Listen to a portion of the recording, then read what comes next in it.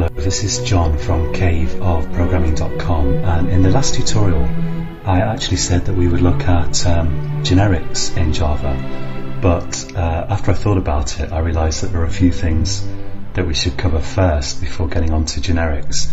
So I'm going to try to get some tutorials out pretty quickly on some other subjects, and in this tutorial we're going to look at the access level modifiers or access specifiers, public, private and protected. So let's look at the simplest one first. Let's look at public. I'm going to create a new class here, so I'm going to right click project, go to new class, and let's call this machine. No, just for a change, let's call it plant. So I'll call it plant, and I'm going to give plant a instance member variable here. So I'm going to call this let's say string name, and yeah, let's just leave it at string name, and I'm going to make string name public. Now supposing I create a plant instance here in my main method, so I'll say plant. I'll create a variable so that I've got a reference to it, and I'll set that equal to a new instance of plant like this. Now if you've got a instance variable or a member variable that's called that's declared public, you can access it from anywhere. So within plant, let's say for example in the constructor, so public plant like this, of course I could access it here. I could say name equals let's say I'm a plant, and that's a stupid name for a plant. How about Freddy? Okay, so if you want to access instance variables within the class, you don't need to prefix them with anything, but some people like to prefix them with this, and that just means that's kind of superfluous here. But the point is that you can access name within the class, of course, but you can access it from anywhere else too. So I can say plant dot well, let's just say sysout here, sysout plant dot name. So absolutely anywhere where I've got a reference to a plant object, I can access name, and this is bad practice usually. So bad practice because you shouldn't usually declare instance variables public like this. The idea is you usually want to encapsulate them, hide them away from the world, and make people access them through methods so you can control what's happening with them. If you do want to have a public instance variable, most often you're going to make it constant, and if it's constant, usually you'll also make it static, so you access it through the class. So I'll say public static I don't know, like ID for example, or yeah, ID is as good as anything. Public static in ID, so I'm putting this in uppercase to signify that it's going to be constant, and I'm going to say final, which will mean that it can't be changed, it's constant, and I'm going to initialize it to just some number like 8, and then you could say here, you could access that again from anywhere, but I can't change it from anywhere because it's final. And I'll say plant.id.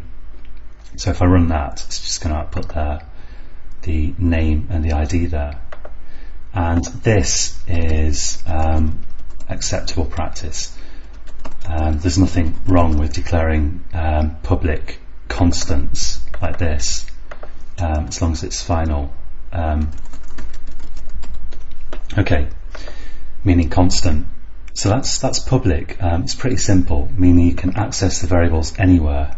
And by the way, this here just means the same as plant here. It's just that if you want to access a object's member variables from within the actual class, then you use this dot to get a reference to it, whereas externally you'd have some named reference like this, but it's the same thing basically.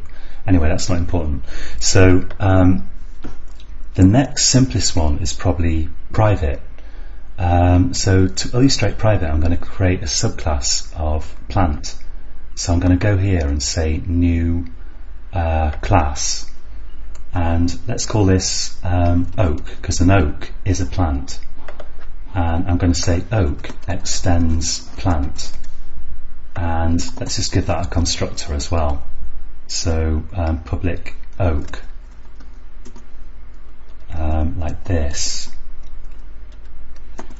I'm pressing the wrong key on my keyboard. Okay, there we go.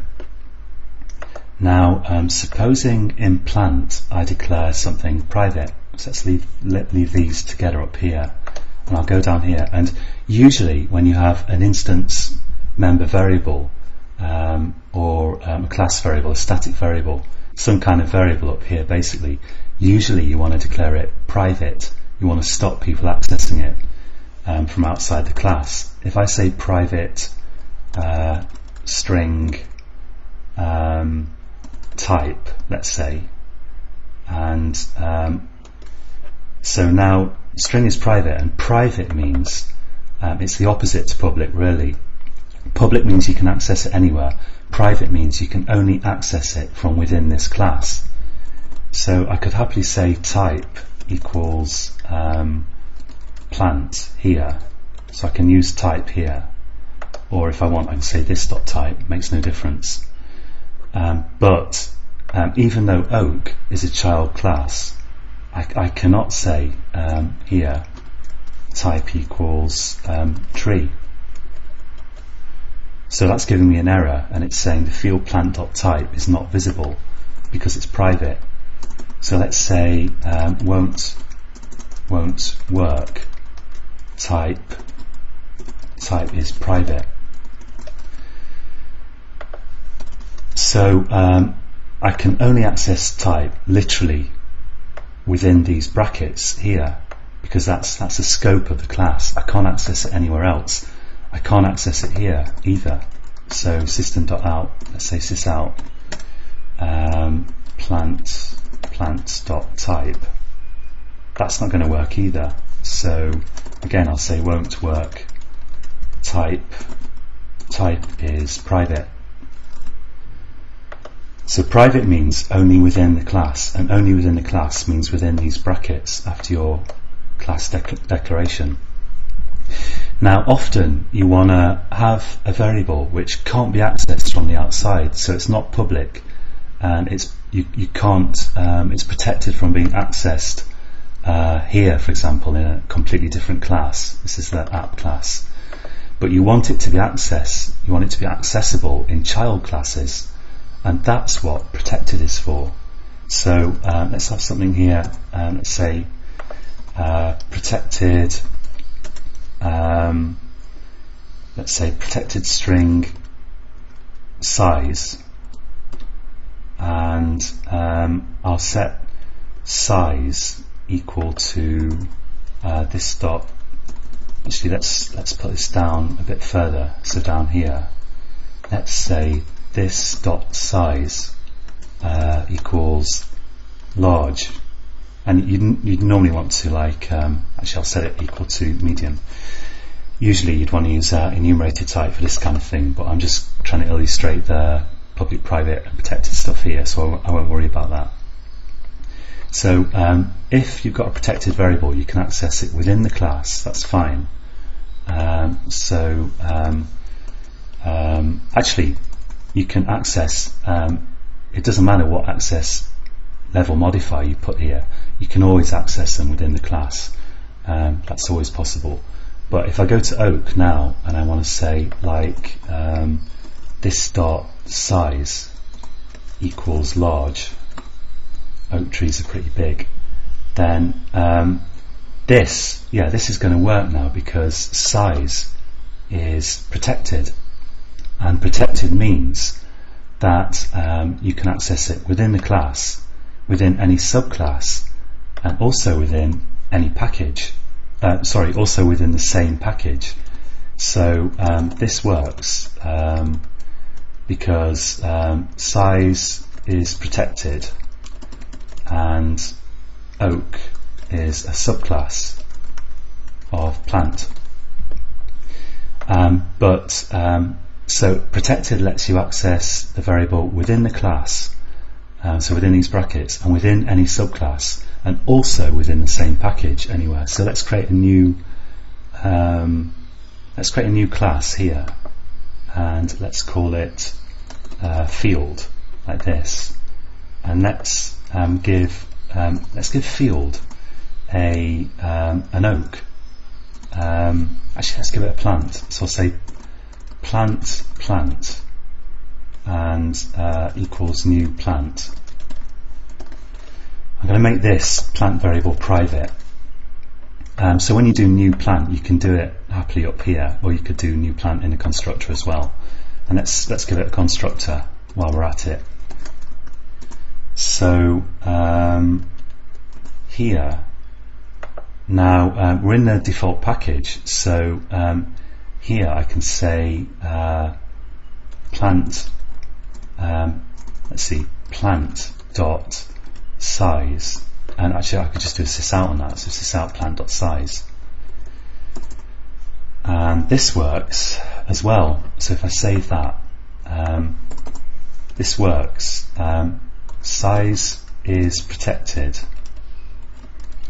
and field is in the same package as plant. So that's fine. And let's just kind of emphasize this a bit by saying everything's in the default package at the moment. So I could access plant.size within main as well, because my app here, the class that main is in, is also within the default package. Let's just create a new package here. So let's call this world. It should be lowercase actually. I'll call that world. And let's just drag these plants into world like this, and just let Eclipse refactor it. So this kind of emphasizes that plant is in the world package, field is in the world package. So for that reason I can access the protected variable plant.size. If we go to app, which is now in a different package, and I try to say sysout plant.size, then it won't work. Size is protected. Size is protected, and app is not in the same package as plant, so it won't work.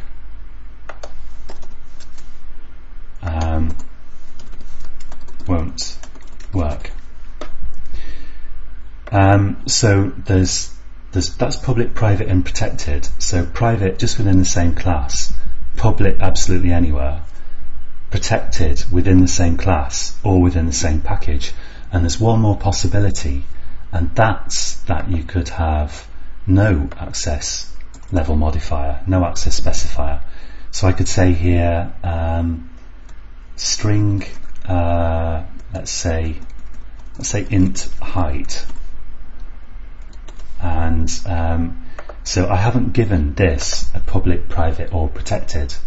And if you do that, this is now package level visibility. So I can access height, of course. In plant you can always access stuff within the same class. You can always access the instance variables from within the same class. Let's just say 8 there.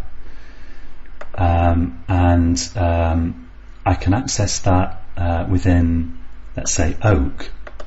I can say this dot height equals 10 or something. So no access specifier. So works because oak and plant in the same package. But you see, it is possible to have a child class which is not in the same package. And by the way, let me just show you that because the app class here is not in the same it's not in the same package as plant, I can't do sysout plant.height. So this won't work because app and plant in different packages, and height has package level visibility. But there's just one more possibility here, which is that I could create a new child class here. Let's say new class, and let's call this grass, and I'm going to say grass extends plant, and I'm going to just add the import there, Control-Shift-O, to import world.plant, and let's give this a constructor, so public grass. And now, supposing I try to do sysout this dot height, it's not going to work because if I look at plant, height has no access specifier. That means it's visible only in the same package, and even though grass is a subclass of plant, you still can't access this here. So this won't work. Grass not in same package as plant, even though it's a subclass. So that's a lot, and let's comment that out so it actually runs. And that's all I want to say for this tutorial. I'm just going to summarize that again now, but if your brain is already bursting at the seams or you're just bored, then this is a good place to stop watching. But let's just summarize these different possibilities here. So if I put this here and I say, let's say private only within same class, and public from anywhere, and protected means same class and same, child class, subclass is what I should say, subclass and same package, and no modifier means same package only.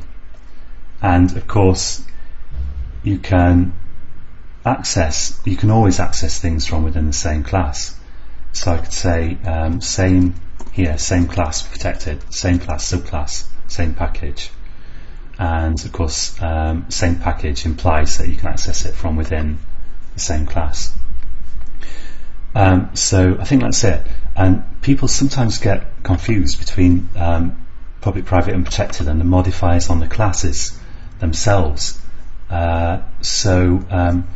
If you can only, when you create a class in a file, like let's look at plant, if you declare it public, that means it's visible from outside that file, and it's got to have the same name. You can only have one public class in a file, and it's got to have the same name as the file.